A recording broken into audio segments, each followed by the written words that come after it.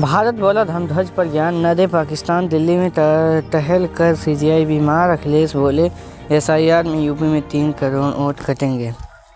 नमस्कार। कल की बड़ी खबर, धर्मध्वज पर पाकिस्तान को भारत को जवाब से जुड़ी रही। भारतीय विदेश मंत्रालय ने कहा पाकिस्तान ज्ञान न दे। दूसरी बड़ी, यूपी में एसआईआर ड्यूटी कर रहे बीएलओ की मौत से जुड़ी रही। आज के प्रमुख इवेंट जिन पर रहेगी हमारी नज़र। PM Modi Skyroot Aerospace के इन्फिनिटी कैंपस का उद्घाटन करेंगे। सीएम योगी नोएडा में मेदाता अस्पताल का उद्घाटन करेंगे।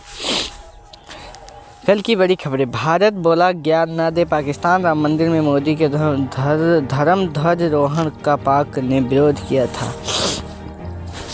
भारत ने कहा पाकिस्तान राम मंदिर ध्वजारोहण पर ज्ञान न दे, क्योंकि वहां खुद अल्पसंख्यकों पर अत्याचार होता है। इसलिए पाकिस्तान को किसी देश को नसीहत देने का कोई अधिकार नहीं है। दरअसल पाकिस्तान ने अयोध्या के राम मंदिर में पीएम मोदी के धर्म ध्वजारोहण पर विरोध जताया था। पाकिस्तान यूएन में दखल की मांग की थी। पाकिस्तानी विदेश मंत्रालय ने कहा था भारत में मुस्लिम विरासत को मिटाने की कोशिश हो रही है। जिस जगह पहले बाबरी मस्जिद थी वहां राम मंदिर बनाया गया है। पाकिस्तान ने दावा किया है कि बाबरी मस्जिद कई सदियों पुरानी धार्मिक जगह थी। 6 दिसंबर 1992 को इसे भीड़ ने गिरा दिया था। यह अल्पसंख्यकों के साथ भेदभाव का बड़ा उदाहरण है।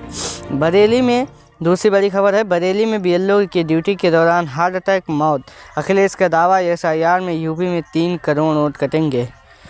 एसआईआर की ड्यूटी लगे 4 कर्मचारियों की अब तक मौत हो चुकी है। बरेली बुधवार को बीएलओ सर्वेश कुमार गंगवार की ड्यूटी के दौरान हार्ट अटैक आने से मौत हो गई। इससे पहले लेखपाल और टीचर ने सुसाइड कर लिया था, जबकि एक शिक्षा मित्र ब्रेन हेमरेज से मौत हो गई थी।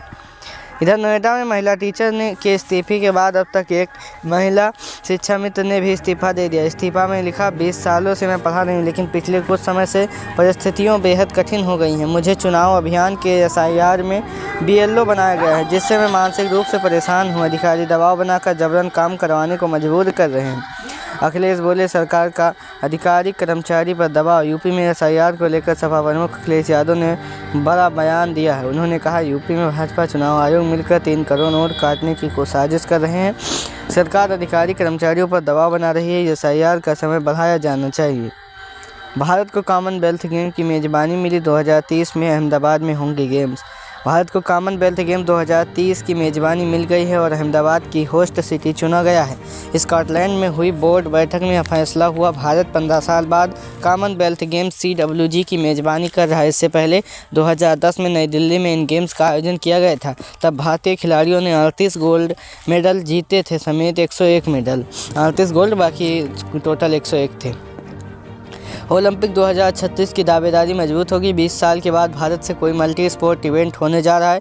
ऐसे में ओलंपिक 2036 की दावेदारी मजबूत होगी। भारत 1951-1982 एशियन गेम्स की मेजबानी भी कर चुका है। 2003 में हैदराबाद में एफओ एशियन कप का आयोजन भी हुआ था। दिल्ली में 1 घंटा टहलकर बीमार हुए सीजीआई सूर्यकांत, कहा प्रदूषण चिंताजनक, हल निकालना होगा।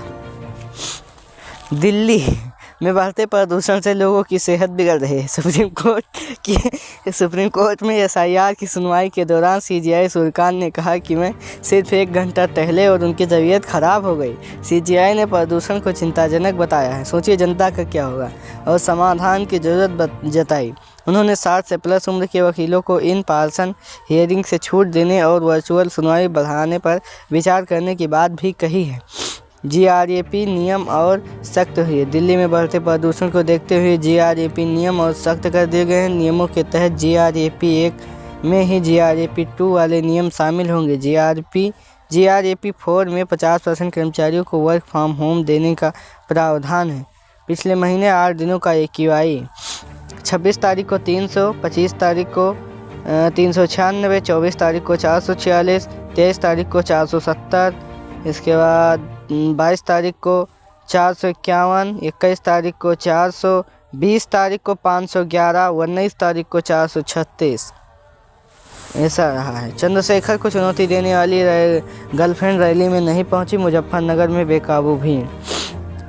बिजनौर की नगीना सीट से सांसद को चैलेंज करने वाली उनकी ex girlfriend Rohini Ghaghri Muzaffarnagar rally में नहीं पहुंची। रोहिणी ने एक दिन पहले मंगलवार को एक्स पर लिखा, मैं रैली में शामिल हो रही हूं, जो देखा जाएगा। चंद्रशेखर खुद मुझे सुरक्षा देंगे, मुझे खरोच भी आई तो वो जेल जाएंगे।